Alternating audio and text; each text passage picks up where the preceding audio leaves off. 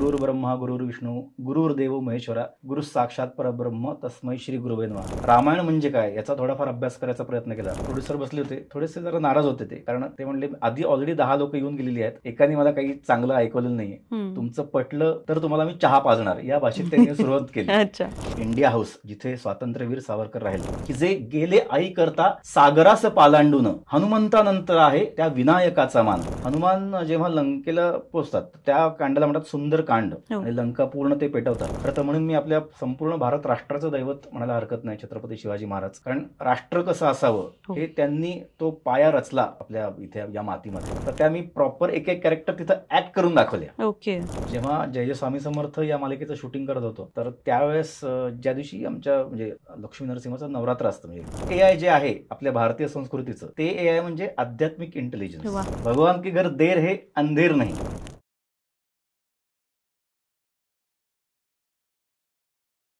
नमस्कार, MLA talk show मध्ये तुमचं मनापासून स्वागत आहे. मी अभिलाषा, तुमची होस्ट, आणि फेसबुकवर सर्च करा MLA महाराष्ट्रीयन लेडीज असोसिएशन आणि लगेच जॉईन करा, आणि आपल्या चॅनलला सबस्क्राईब करायला विसरू नका. आज आपल्या समोर आहेत ज्यांनी IT क्षेत्रामध्ये 18 वर्षाचा प्रवास केलाय आणि आपलं मन आणि आत्मा कला क्षेत्रात गुंतवलाय. अभिनय, लेखन, निवेदन, ध्वनिमुद्रण, सूत्रसंचालन आणि नाट्यसृष्टीतील त्यांचा अनुभव खरंच अचंबित करणार आहे. जय जय स्वामी समर्थ सारख्या मालिकामधून ते आपल्या भेटीला आले आहेत. गीत रामायण आणि शिवचरित्र यासारख्या भावपूर्ण कार्यक्रमाचं निवेदन केलं आहे आणि जाहिरात विश्वामध्ये पण खास शैली छाप सोडली आहे.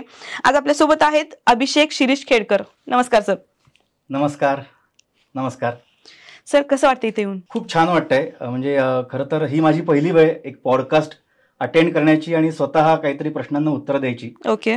आणि खूप म्हणजे छान फिलिंग आहे. आणि आपण म्हणतो ना की एक नवीन सुरुवात ज्याची असते तर सुरुवातीला असं काहीतरी एक पाठबळ मिळालं किंवा छान एक पुश मिळाला तर म्हणजे छान प्रवास सुरू होतो. नक्कीच नक्कीच.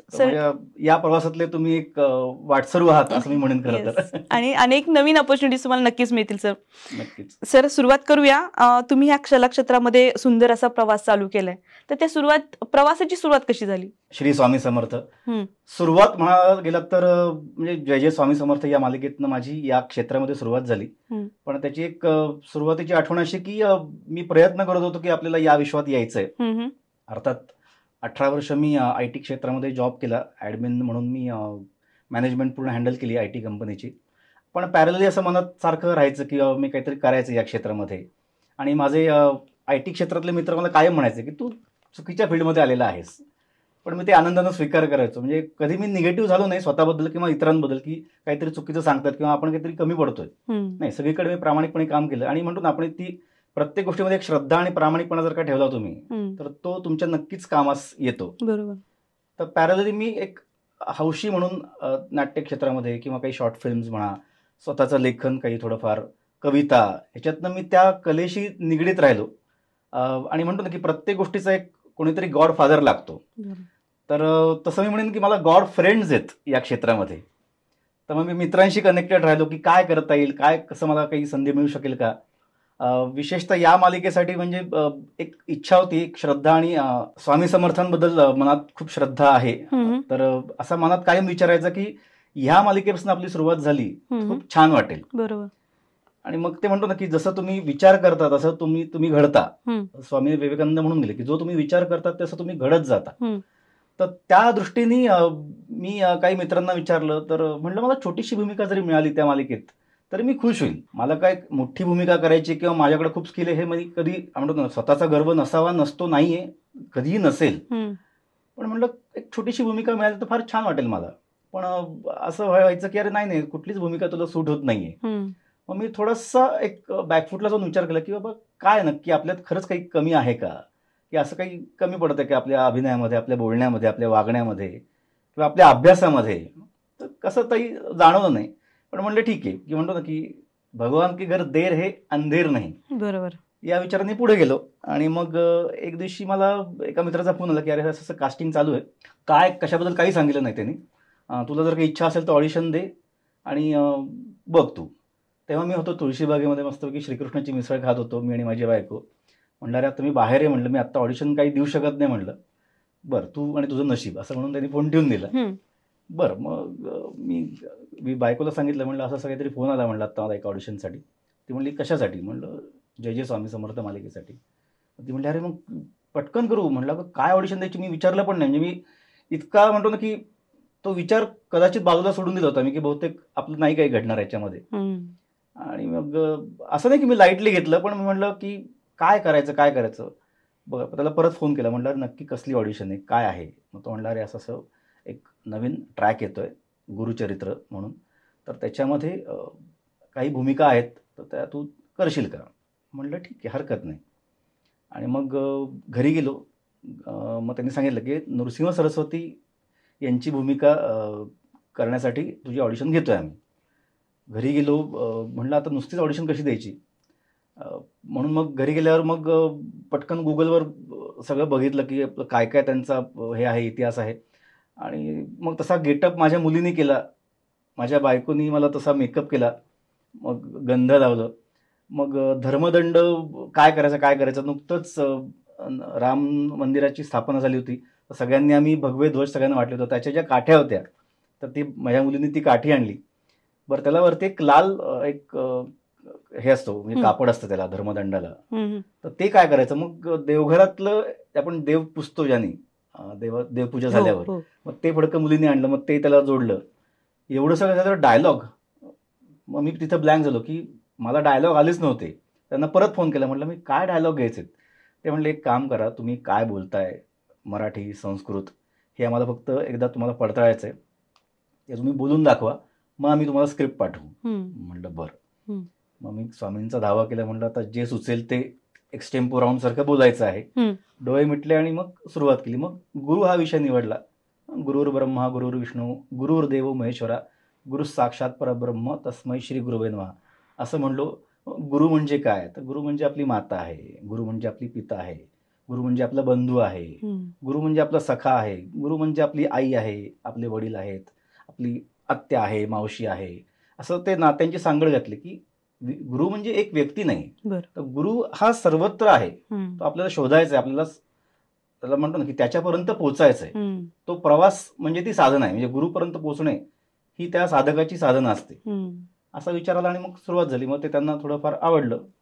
मग त्याचा एक वेगळा म्हणतो ना की एक आध्यात्मिक एक हे म्हणायचं झालं तर कट टू काही दिवसांपूर्वी मला मुंबईतल्या माझ्या आत्यांनी फोन करून सांगितलं होतं की 13 मार्च 2024 या दिवशी आमच्या घरी नवचंडी याग आहे. आणि ती पण म्हणजे स्वामींना मानते, गुरूंना मानते. तर ती म्हणली की मला यावेळेस असं जाणवतं की यावेळेस मेहून म्हणून तू आणि तुझ्या बायकोनी यावं पूजेला. म्हणलं हरकत नाही. फक्त ती म्हणली की मधला वार आहे, तर तू येशील का? म्हणलं का नाही येणार? म्हणलं तुला वाटतंय आणि आम्ही यावं पूजेसाठी? म्हणलं येतो. मग सुट्टी टाकली, सुट्टी अप्रूव्ह झाली. त्याच्या दुसऱ्या दिवशी हा कॉल आलेला की ऑडिशनसाठी तुम्ही या. बरं, हा पहिला राऊंड त्यांनी काय ऑनलाईन घेतला, त्यांना पटलं आणि ते म्हणले आता नेक्स्ट राऊंडसाठी तुम्हाला मुंबईला यावं लागेल. म्हणलं ठीक आहे, हरकत नाही. कुठल्या दिवशी? तर ते म्हणले 13 मार्च 2024. म्हणजे म्हणतो ना की आपला स्क्रीन प्ले स्वामींनी ऑलरेडी लिहिलेला असतो, आपल्याला फक्त तिथे ती भूमिका सादर करायची असते. तर 13 मार्च 2024ला मी मुंबईमध्ये पोहोचलो. आणि मग तिथे ऑफकोर्स म्हणजे म्हणतो ना की कुतूहल होतं आणि भीती पण होती की कसं होईल, काय होईल. पहिलीच वेळ, कारण याच्या आधी शॉर्ट फिल्म्स केल्या आहेत, पण एवढ्या मोठ्या पडद्यावर काम करायची संधी मिळतीये, तर मग जरा भीती होती. आणि मग तिथे गेल्यावर ती भीती पूर्णपणे नष्ट झाली. म्हणजे स्वामींचं जे काम करतात अक्षय मुडावतकर, तर म्हणतो ना की पहिल्या दिवशी छान कनेक्ट झाला त्याचा आणि माझा. मी आता त्याचा म्हणतो कारण आता एक छान मित्र माझा आहे तो. मग तो आला आणि त्यांनी मला हात धरून तो म्हणला चला आता जेवायला बसू. आमची ओळख पाळत काही नाही. म्हणजे लोकांना असंही वाटलं असेल की अरे आमची आधीपासून ओळख आहे की काय, तसं काही नव्हतं. छान जेवायला बसलो. म्हणलं कुठनं आलायस? म्हणलं पुण्यावरनं आलोय. बरं ऑडिशनसाठी आलायस का? ओके ऑडिशनसाठी आलाय, ठीक आहे, 2 घास जेवून घे, तू प्रवासातनं आला असशील, सकाळी पुण्यावरनं निघालायस. तर मग जेवून घेतलं. मग ऑडिशन झाली. आणि मग तोपर्यंत डिरेक्टर आणि प्रोडक्शन टीम त्यांच्या वेगळ्या वेगळ्या कामावर होते. तोपर्यंत मी सेटचा एक म्हणतो ना एक जस्ट अभ्यास केला की कसा असतो सेट, काय आहे. आणि मग जिथे जय जय स्वामी समर्थ मालिकेचा पहिला सीन किंवा स्वामींची जी एंट्री झाली पहिल्या एपिसोडमध्ये, तर तिथे ज्या एका चौथऱ्यावर बसतात तिथे त्या मंदिराच्या अशा कट्ट्यावर, आणि माझ्या मनात विचार आणला स्वामींना की स्वामी जर का इथेच आपली ऑडिशन घेतली तर. आणि म्हणतो ना की देव ऐकत असतो आपला. आपण फक्त हो. चांगलं बोललं पाहिजे, चांगला विचार केला पाहिजे, तर चांगलं फक्त ते घेतात. जर का वाईट विचार केला तर ते आपल्याला सोडून देतात. बरोबर. मग तो विचार खरा ठरला त्या दिवशी पुन्हा एकदा. म्हणजे डिरेक्टर आले आणि मग त्यांनी बघितलं कुठे घ्यायची ऑडिशन, इथे इथे इथे. एक काम करा, या चौथऱ्यावर तुम्ही बसा. हो. बरं, डिरेक्टरचं नाव सुद्धा दिगंबर फासाटे, वा. म्हणजे साक्षात दत्तावतारच म्हणेन मी या क्षेत्रातले. खूप त्यांनी मला शिकवलं. ऑडिशन पासून सांभाळून घेतलं त्यांनी. ऑडिशन घेतल्यावर मग ते म्हणले की थांबा थोड्या वेळ, आम्ही विचार करून तुम्हाला सांगतो. त्यावेळेसची एक वेगळी आठवण म्हणजे आता सांगायचं की मी दमलेलो होतो ड्रायव्हिंग करून सकाळपासून, म्हणून मी शांत डोळे मिटून एका झाडाखाली बसलो होतो. तर तिथलेच एक मित्र आले सेटवरचे, म्हणजे जे त्याच्यामध्ये काम करतात, वैभव नाव आहे त्याचं. तर तो आला, माझ्या पाया वगैरे पडला. म्हणलं काय रे मित्रा, काय म्हणलं. तो म्हणलं कधी आलात. म्हणलं आत्ता थोड्या वेळापूर्वी. प्रवास कसा आला. म्हणलं छान झाला. बरोबर, मग अजून कोण बरोबर आलंय. म्हणलं नाही, मी एकटाच आलोय. मग कसे आलात. म्हणलं ड्रायव्हिंग करत आलोय. ते म्हणलं तुम्ही गाणगापूरवरनं ड्रायव्हिंग करत आलात. म्हणलं नाही नाही नाही, मी पुण्यावरनं आलोय. म्हणलं माझं नाव अभिषेक खेडकर, मी एक होतकरू कलाकार आहे आणि मी इथं ऑडिशन द्यायला आलोय. म्हणजे आम्ही इतके म्हणतो ना कसे कनेक्ट झालो. मग त्यांनी मला छान मिठी मारली. अरे वा, अभिनंदन, होईल तुझं काम. त्यांनी मला छान, म्हणजे पहिलं अक्षयजींनी मला छान शुभेच्छा दिल्या, नंतर दिगंबरजींनी छान शुभेच्छा दिल्या, नंतर वैभव आला. सो आणि मग ज्या मित्रामुळे तिथे मी गेलो, खरं तर नचिकेत जो माझा मित्र आहे, तो गॉड ऑफ, म्हणजे म्हणतो की आपण गॉड फ्रेंड, तर तसा तो माझा मित्र आहे. तर त्यांनी मला तो कनेक्ट मिळवून दिला. नेमकं पहिल्या दिवशी मला तो भेटला नाही, ती पण स्वामींची इच्छा असावी कदाचित. आणि मग नंतर थोड्याने सगळे बाहेर आले, डिरेक्टर आणि प्रोडक्शन टीमवाले. ते म्हणले की तुम्हाला किती वेळ आहे पुढे. म्हणलं किती वेळ आहे म्हणजे मला समजलं नाही. नाही, तीनही भूमिका जर का तुम्ही केल्यात तर मला आवडेल का करायला. की श्री दत्तगुरू, श्रीपाद श्रीवल्लभ आणि नृसिंह सरस्वती, म्हणजे म्हणतो ना की मला ब्रह्मांड दिसलं आणि ते असं म्हणजे फ्लॅशमध्ये सगळं झालं की नक्की काय विचारलं तुम्ही मला. म्हणजे नाही म्हणण्याचा काही सवालच नव्हता. ते म्हणले तुम्हाला विचारायचं असेल तर विचारू शकता घरी फोन करून. म्हणलं याच्यात विचारायचं काही नाही. म्हणलं ज्यांच्यामुळे आपला श्वास चालू आहे, ती भूमिका आपल्याला जर का करायला या आयुष्यात मिळाली, या जन्मात मिळाली, तर म्हणलं याच्यापेक्षा दुसरं सुख, दुसरी समाधानाची बाब नाही, दुसरी संपत्तीच नाही, मी तर म्हणेन खरं तर. आणि मग तो तसा प्रवास एका अर्थाने सुरू झाला. ऑफकोर्स याच्यामध्ये माझं काही कौतुक नाही, कधीच नव्हतं. म्हणजे मी म्हणेन की त्यांना चेहरा का आवडला असेल तर आईची देणगी, आईने मला जन्म दिला माझ्या, त्यामुळं तो चेहरा मिळाला. आवाज म्हणाल तर माझे वडील, त्यांचा आवाज एकदम खणखणीत होता. आज वडील माझे नाहीत या जगात, पण तो आवाज त्यांनी दिला. ऍक्च्युली हे सगळं ऐकताना अंगावर शहारे येतात. आणि देवाची कृपा तर आहेच आहे, पण तुम्ही आईवडिलांची पण कृपा, म्हणजे आईवडिलांना पण पहिल्या पॉडकास्टमध्ये आठवण केली आहे. So great of you, seriously. So मी पुढच्या प्रश्नाकडे वळते. अनादि मी आणि अनंत मी, अनादि मी अनंत मी आणि वंदे मातरम 150 हे नाट्यप्रयोग खूपच वैशिष्ट्यपूर्ण होते.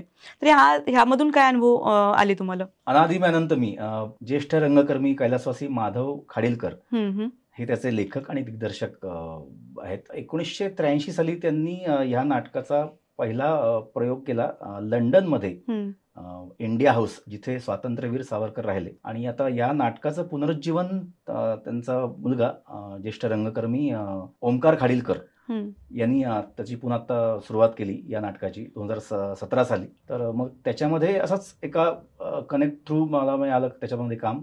सुरुवातीला वर्षभर सांगतो की मी एक प्रॉम्प्टर म्हणून तिथे गेलेलो आणि मग तशी ओळख वाढली. आणि प्रॉम्प्टरचं काम की विंगेमधनं तुम्ही दुसऱ्याला संवाद सांगायचे. तर मग तसं सांगता सांगता माझं ते नाटक बऱ्यापैकी पाठ झालं. आणि मग एक दिवशी ओमकार दादाला, म्हणजे आता मोठा आहे तो माझ्या, तर ओमकार दादाला वाटलं की बहुतेक मी काहीतरी करू शकतो. मग एक दिवशी श्रीमंत माधवराव पेशवे त्याच्यात एक भूमिका आहे, मग तो कलाकार त्या दिवशी अवेलेबल नव्हता. मग त्यांनी मला विचारलं की ती भूमिका तू करशील का. म्हटलं काहीच म्हणजे हरकत नाही, म्हणजे आवडेल म्हणलं मला. तर PYC हिंदू जिमखाना जे आहे कुमठेकर रोडला, तो प्रयोग होता. आणि मग तिथे माझी त्या नाटकाची तशी ऑन स्टेज सुरुवात झाली. आणि भूमिका होती श्रीमंत माधवराव पेशवे. आणि मग हळूहळू कालांतराने एक एक एक मी शिकत गेलो. खरं तर म्हणजे ओमकार दादाचे आणि त्यांची आई ज्येष्ठ विदुषी गायिका आशाताई खाडीलकर त्यांनी त्याचं संगीत दिलेलं आहे. तर त्यांचे संस्कार खूप झाले आणि माधव काका असताना त्यांच्याशी मग भेट व्हायची. मग ते सांगायचे की कुठला डायलॉग कसा घ्यायचा. त्याच्यामुळे ते वाणी संस्कार तसे तसे घडत गेले त्या नाटकाचे. म्हणजे विषय शब्द एकंदर सगळं धगधगत असल्यामुळे बरोबर. ते एक शिवधनुष्य आहे आणि मग एक अशा भूमिका त्याच्यात म्हणतो ना की प्रयत्न करत गेलो आणि सगळ्यांनी त्याची साथ दिली. मग त्याच्यामध्ये एक 3 निवेदकापैकी एक निवेदक ही भूमिका करतो. त्याच्यामध्ये छोटा सावरकरचा एक प्रसंग आहे. छोटा सावरकरांचं एक त्याच्यात भाषण आहे. त्याच्यामध्ये एक त्या कार्यक्रमाचे जे अध्यक्ष असतात जे त्याला पहिलं बक्षीस देतात तर तो एक अध्यक्षाची ती एक भूमिका छोटी करतो. त्याच्यानंतर जेलर बॅरी म्हणजे अंदमानात ला कर्दन काळ आपण म्हणतो त्याला की स्वातंत्र्यवीर सावरकरांना ज्यांनी अतोनात त्यांचे हाल केले तिथे काथ्या कुटायला लावल्या, त्यांना दंडाबेडी त्यांच्या पायामध्ये घातली, 20 पाऊंड तेल काढायला लावलं त्यांना रोज. सो या यातना देणाऱ्या व्यक्तीची भूमिका करायला मिळाली मला. सो सुरुवातीला मला ते खूप अवघड गेलं कारण तो विचार पटत नव्हता की कारण समोर ओमकारदादा स्वतः असायचा सावरकरांच्या भूमिकेत आणि मी जेलर, त्यामुळे मी जास्ती चाचपडायचो. मग त्यांनी मला थोडासा धीर दिला की अरे तो थोडासा अजून ओपन व्हायला पाहिजे जेलर, तो जास्ती क्रूर वाटायला पाहिजे. मग आता हळूहळू ते पात्र रंगवायचा मी प्रयत्न करतोय. सुपर. सो गीत रामायण आणि शिवचरित्र 16 या दोन्ही कार्यक्रमाचं तुम्ही निवेदन केलं, तर ह्यासाठी काही प्रिपरेशन केलं होतं का सेपरेटली? गीत रामायणासाठी प्रयत्न म्हणजे आपण म्हणतो ना की असं आपण डायरेक्ट 1ली 10वीत जाऊ शकत नाही. बरोबर. तर तसंच या विषयाचं आहे. म्हणजे बाबूजींनी आणि गदिमांनी जे रचलेलं आहे म्हणजे तो नुसतं एक म्हणतो ना की ते नुसतं गाणं किंवा ते गीत किंवा काय म्हणतो आपण त्याला 56 गाण्यांचं नुसतं तो संच नाही, ती गाथा आहे आपल्या मराठी माणसांसाठी. तर आणि ग्रंथ आपण म्हणू त्याला खरं तर त्याचं पूर्ण वाचन केलं मी. नशिबाने म्हणजे ज्या शाळेसाठी मी हा कार्यक्रम केला DES म्हणजे डेक्कन एज्युकेशन सोसायटी, मुरलीधर लोहिया मातृमंदिर, त्याच्या ज्या मुख्याध्यापिका आहेत सौ माधुरी बर्वे, मग त्यांनीही मला संधी दिली खरं तर. आणि मग तिथनं तो तसा प्रवास सुरू झाला. मग त्याचे 3-4 काही प्रयोग झाले आमचे. पण अभ्यास करताना पूर्ण म्हणजे गदिमांचं लेखन वाचलं गेलं. बाबूजींची मी फक्त गीत रामायण नाही तर वेगवेगळी गाणी पण ऐकली की त्यांचा एक वेगळा म्हणतो ना अभ्यास करायचा प्रयत्न केला मी. आणि मग हळूहळू की काय काय प्रसंग होते, मग काही जसं म्हणलं की आता फक्त आपण वाचनातनं समजत नाही, मग काही कीर्तनातनं प्रवचनातनं रामायण म्हणजे काय याचा थोडाफार अभ्यास करायचा प्रयत्न केला. कुमार विश्वास एक खूप छान वक्ते आहेत आणि प्रवचनकार आहेत. त्यांची हिंदीमधली गीत रामायणाची सगळी जी काय मालिका आहे ती ऐकली. आणि मग त्याच्यातनं ऑफकोर्स 2 गाण्यांच्या मध्ये आपल्याला बोलायचं असतं एक निवेदक म्हटल्यावर, तर त्याच्यामध्ये काय ऍप्ट जायला पाहिजे ते पोहोचवण्याचा प्रयत्न केला. तर त्याच्यातलं एक थोडंसं उदाहरण सांगतो की हनुमान जेव्हा लंकेला पोहोचतात त्या कांडाला म्हणतात सुंदर कांड आणि लंका पूर्ण ते पेटवतात. तर ज्या दिवशी पहिला प्रयोग झाला तो होता दिनांक 24 डिसेंबर 2023 ही तारीख होती. आता 24 डिसेंबर ही जी तारीख आहे हा सावरकरांचा स्वातंत्र्यवीर सावरकरांचा मृत्युंजय दिवस. म्हणजे त्या दिवशी त्यांना 50 वर्षांची शिक्षा पूर्ण झाली 24 डिसेंबर 1960. आणि मग त्या दिवशीपासून सावरकरांचा मृत्युंजय दिवस कुठला तर 24 डिसेंबर हा साजरा केला जातो. मग तो कनेक्ट जोडला. पुण्याचेच एक कवी मनमोहन नातू आहेत जे आमच्या अनादिमी अनंत मी नाटकामध्ये त्याचा उल्लेख आहे की त्याच्यामध्ये त्यांनी हनुमानाचं आणि स्वातंत्र्यवीर सावरकरांचं असं त्यांनी काय म्हणतो ना आपण की काय साधर्म्य आहे दोघांमध्ये की जे गेले आई करता सागरास पालांडून हनुमंतानंतर आहे त्या विनायकाचा मान. कारण आपल्या मातृभूमीसाठी ज्यांनी उडी मारली तर मार्सेलिसला जेव्हा स्वातंत्र्य सावरकरांनी उडी मारली त्या समुद्रामध्ये तर तेव्हा विचार नाही केला की पुढे माझं काय होईल. तसंच सीतामातेला सोडवण्यासाठी आपलं पुढे काय हा विचार तेव्हा हनुमानाने केला नाही. ती विचारधारा एक आहे हा विचार त्याच्यातनं मी त्या याच्यातनं मांडला. खूप छान. त्या 30-40 सेकंदात म्हणतो ना की मग काय विचार मांडायचा हा विचार आपण आधी केला पाहिजे. पण तो विचार करायला 100 विचार आधी करावे लागतात. ऍक्च्युली सो तुम्ही लेखन केले, अभिनय केले आणि निवेदन पण केले. या तिन्ही क्षेत्रात काम करताना सगळ्यात कुठल्या क्षेत्रात जास्त मजा येते? निवेदन मध्ये ऑफकोर्स. ओके. कारण त्याचं कारण थोडक्यात का सांगतो की निवेदन म्हणजे आपण प्रेक्षकांची डायरेक्ट जोडले जातो. म्हणजे आपल्या डोळ्यातले भाव आपल्या चेहऱ्यावरचे हावभाव समोरच्याला टिपता येतात. म्हणजे तो एक प्रकारचा अभिनयच म्हणू आपण. बरोबर.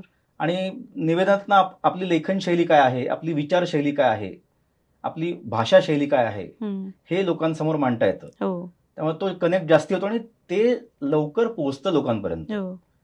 टेलिव्हिजन म्हणा किंवा चित्रपट म्हणा, याच्यामध्ये लोक जाता येता ऐकत असतात. निवेदनामध्ये निवेदक काय बोलतो हे लोक समोर बघून ऐकतात. बरोबर. निवेदन हे एखाद्या कार्यक्रमाचा जो सक्सेसफुलचा राज असतो तो निवेदनाचा असतो, की पूर्ण वेळ त्या इव्हेंटमध्ये, कारण आम्ही एवढे इव्हेंट्स करतो, आम्हाला माहिती, आणि एवढ्या इव्हेंट्समध्ये जातो, सो आम्हाला माहिती की पुढचा निवेदक कसा आहे, तर त्याच्यावर सगळं सक्सेसफुल.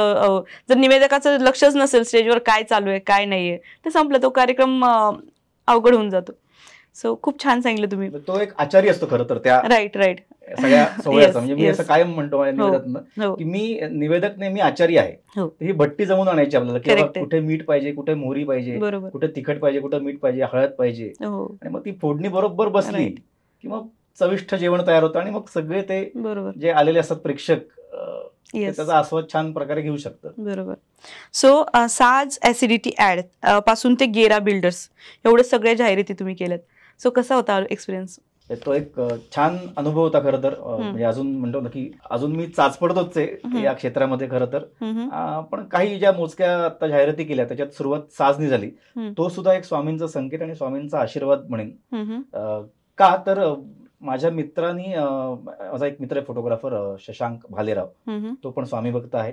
तर त्यांनी मला एकदा फोन केला, म्हणणार काय करतोयस? आणि तेव्हा मी खरंच काही एक वैयक्तिक आयुष्यामध्ये काही अडचणीमध्ये होतो, सगळेच असतात, आणि काहीतरी नवीन करायचं विचार करत होतो. तेवढा त्याचा फोन आला. तो म्हणला माझ्या स्टुडिओवर भेटायला आहे मला, मग आपण बोलू. म्हणलं ठीक आहे. गेलो. तो म्हणला अरे असं एक काम आलंय ऍडचं, आणि त्यांना एक चांगला कोणीतरी हलकं फुलकं लिहिणारा एक लेखक हवाय, की जो म्हणजे पिंच ऑफ सॉल्ट असा शब्द वापरून एक मार्मिक पद्धतीत काहीतरी पोहोचू शकेल थोडक्यात 20 सेकंदामध्ये. तर तो म्हणला मला पहिलं तूच आठवलास. म्हणलं बरं हरकत नाही. म्हणलं मी कधी केलं नाही याच्या आधी असं काही जाहिरात लेखन वगैरे. तर म्हणलं तू ये रे. मग गेलो आम्ही, आणि सातारा रोडला जे प्रोड्युसर आहेत त्यांचं ते ऑफिस आहे. साईबाबांचं मंदिर आहे सातारा रोडचं, तर त्याच्याबरोबर अपोजिट त्यांची बिल्डिंग आहे, तिथं ऑफिस होतं त्यांचं. आणि मिटिंगसाठी मित्रांनी बोलवलं. मी गेलो वेळेवर, आणि मित्राला काही कारणाने जमलं नाही. तर तो म्हणला तूच हँडल कर सगळं. म्हणलं अरे तू मला बोलवलंयस, तुझ्या रेफरन्सने मी इथे आलोय, मी काय हँडल करायचं? म्हणलं स्वामी समोर साईबाबा होते. म्हणलं स्वामी तुम्ही तारून द्या. म्हणलं पण आतमध्ये शिरलो तर तिथं एक झाड आहे याचं औदुंबराचं. तिथे स्वामींची फ्रेम लावली होती. एंट्री केल्या. म्हणलं बास. म्हणलं तुम्ही आता दृष्टांत दिलेला आहे. म्हणलं पुढचं आता काही मला काळजी नाही. मग गेलो वरती, आणि मग प्रोड्युसर बसले होते. थोडेसे जरा नाराज होते ते, कारण ते म्हणले आधी ऑलरेडी 10 लोक येऊन गेलेली आहेत, एकाने मला काही चांगलं ऐकवलेलं नाहीये, तुमचं पटलं तर तुम्हाला मी चहा पाजणार, या भाषेत त्यांनी सुरुवात केली. म्हणलं बरं. आणि मी चहाप्रेमी असल्यामुळे म्हणलं चहाच्या ओढीनी म्हणलं मी नक्कीच तुम्हाला काहीतरी चांगलं ऐकवेन अशी मी त्यांना म्हटलं. आणि मग त्यांना आधी मी वाचून दाखवलं. ते त्यांना काही म्हणजे बहुतेक रुचलं नाही का पोहोचलं नाही त्यांच्यापर्यंत. आणि म्हणतो ना मग तिथे आपले स्किल्स कसे वापरायचे हे माणसाने तेव्हा विचार करावा. की मग म्हणलं आता आपण नाटकातले थोडेफार कलाकार आहोत, म्हणलं तर मग मी ऍक्ट करून दाखवू का? त्यांनी आधी घड्याळाकडे बघितलं. म्हणलं मला 15 मिनिटं द्या. मग मी ज्या काय 7 ते 8 ऍड्स लिहिल्या साज ऍसिडिटी प्रॉडक्टसाठी, तर त्या मी प्रॉपर एक एक कॅरेक्टर तिथं ऍक्ट करून दाखवल्या. ओके. आणि मग ते संपल्यावर फक्त त्यांनी फोन केला, 3 चहा पाठव. अरे वा. म्हणलं बास. म्हणलं श्री स्वामी समर्थ. म्हणलं आपण ही खूपच छान, खूपच छान, खूपच छान. सर तुम्ही कुकू FM वर शिवाजी द मॅनेजमेंट गुरु ह्यावर मुद्रण केलेलं आहे. सो त्याचा दृष्टिकोन काय होता? त्याचा दृष्टिकोन म्हणजे एक तर ते काम माझ्यापर्यंत आलं म्हणून की प्रत्येकाच्या नशिबात काहीतरी ठरलेलं असतं. आता मी ह्या भूमिका केल्यात म्हणजे मी काहीतरी जगा वेगळं केलं असं चुकूनही नाही. बरोबर. प्रत्येक जण एक एक वेगळी भूमिका साकारत असतो. तर नशिबानं ते माझ्यापर्यंत काम आलं. म्हणजे आमच्या सिंहगड काही स्टुडिओमध्ये काही ओळखीचे लोक आहेत, तर त्यांच्याशी मी संपर्क साधला. त्यांना माझे व्हॉइस सॅम्पल्स दिले होते. तर त्याच्यातला एकाला माझा आवाज तो पटला तिथे. आणि मग तो अनुभव असा होता की आता आपलं दैवत आपल्या अवघ्या महाराष्ट्राचं, खरं तर म्हणून मी आपल्या संपूर्ण भारत राष्ट्राचं दैवत म्हणायला हरकत नाही छत्रपती शिवाजी महाराज. कारण राष्ट्र कसं असावं हे त्यांनी तो पाया रचला आपल्या इथे या मातीमध्ये, आणि मग ते आपल्याला सांगायला मिळणार. तर ऑफकोर्स मी म्हणतो ना की पूर्वाभ्यास करून गेलो होतो, पण हा पण मी मनात विचार ठेवला की इथे आपला अभ्यास वापरायचा नाही, इथे आपल्याला आवाज वापरायचा आहे. मग त्या आवाजाचं काय काय आपल्याला व्हेरिएशन देता येतील. आणि मग बऱ्यापैकी 7 ते 8 चॅप्टर्स होते त्याचे. आणि विचार एकच डोक्यात ठेवला की हे विचार आपण वाचतोय हे पुढच्या पिढीपर्यंत पोहोचला पाहिजे, कसे पोहोचले पाहिजेत या विचाराने आपल्याला बोलायचंय. म्हणजे नुसतंच आपण शुभं करोति कल्याणम आरोग्यम धनम बोला, हे नुसतं म्हणून शुभं करोति कल्याणम आरोग्यम धनसंपदा, तर याच्यामध्ये काय ती लय आहे. ती लय आपल्याला समजली, ती आवडली की समोरच्याला पण ती रुचते आणि मग तो ऐकतो, तो पण म्हणायला लागतो. तर तसा तो मनात विचार आणला की आपण एक छान मनाने प्रेक्षकांपर्यंत पोहोचायला पाहिजे. आणि तो दिवस खूप छान गेला. एका दिवसामध्ये पूर्ण ते ऍक्च्युली पूर्ण शूटिंगचं काम झालं आमचं. आणि त्या दिवशी मी जेवलो नव्हतो सकाळी पण, आणि मी नंतर घरी गेल्यावर पण जेवलो नाही, कारण मी म्हणतो ना की त्या विचारांनी त्या शब्दांनी इतका भरून गेलो होतो. मी दिवसभर काही बोललो पण नाही. म्हणजे घरी गेल्यावर माझ्या बायकोशी, दोन्ही मुलांशी मी काही बोललो नाही, कारण महाराजांचे विचार मी बोलून दाखवले आणि ते माझ्या आवाजात रेकॉर्ड झाले. हाच एक म्हणतो ना की आशीर्वाद आणि हाच एक प्रसाद होता माझ्यासाठी. तर म्हणलं त्या दिवशी मी पूर्णपणे म्हणजे म्हणतो ना की कडक एकादशी सारखा माझा दिवस तो गेला. खूप छान आणि छान गेला, म्हणजे माझा अजूनही तो दिवस लक्षात आहे. Okay, yes. सो आई तुळजाभवानीमध्ये तुम्ही नारद मुनीची भूमिका केली, साकार केली. सो काय चॅलेंजेस आले का त्यामध्ये? चॅलेंजेस म्हणतो ना की आता प्रत्येक कलाकार हा काही मुरलेला नसतो, आणि मी चुकूनही तसा मुरलेला नाही. म्हणजे मी म्हणतो ना अजूनही प्रत्येक कलाकार चाचपडत असतो, म्हणजे every take is new take.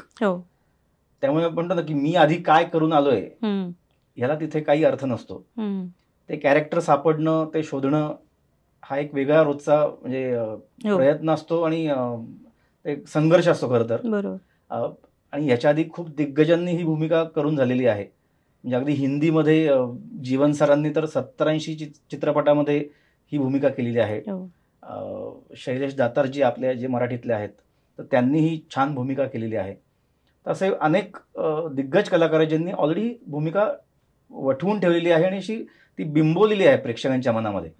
तर ऑफकोर्स त्याला म्हणजे काय म्हणतात, ती मी पुसू शकत नाही, कुणी पुसण्याचं काही कारणच नाही त्याच्यामध्ये.